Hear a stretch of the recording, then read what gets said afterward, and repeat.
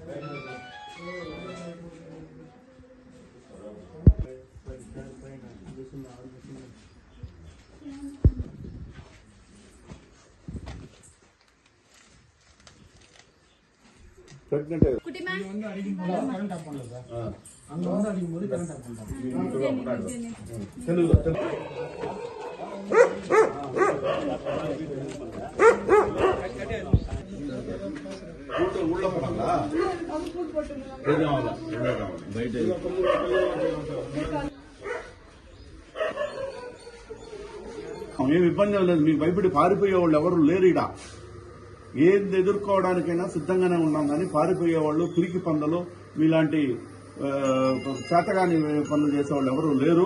కాబట్టి మీకు మొగతనం ఉంటే పగల్లోనే రండి, మేము ఉంటాం, ఎదుర్కొందాం, సిద్ధపడదాం. అంతేగాని రాజకీయాలు చేసేటప్పుడు పోటీ ఉండాలి కానీ ఇట్లాంటి పిరికి పంద చర్య చేస్తామంటే ప్రజలు కూడా క్షమించరు దీన్ని. అసలు ఇది చాలా చిన్న సౌండ్.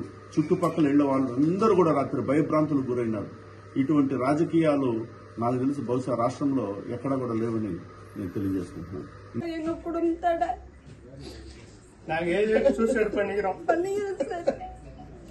நாங்க செய்து கூலிகள் ஒரு ஒரு பொருளோட தோச்சா மொத்தம் ஓட்டி நாசனம் பண்ணிட்டாங்க சார். அவங்க மோதிரம் சாட்சி பச்சைப்பா குடும்பம் தான் சார். நாளைக்கு எதனா ஒரு ஆபத்து வந்துச்சுன்னா அவங்க தான் சார் எனக்கு சாட்சியா குடும்பத்துல எங்க உசுருக்கு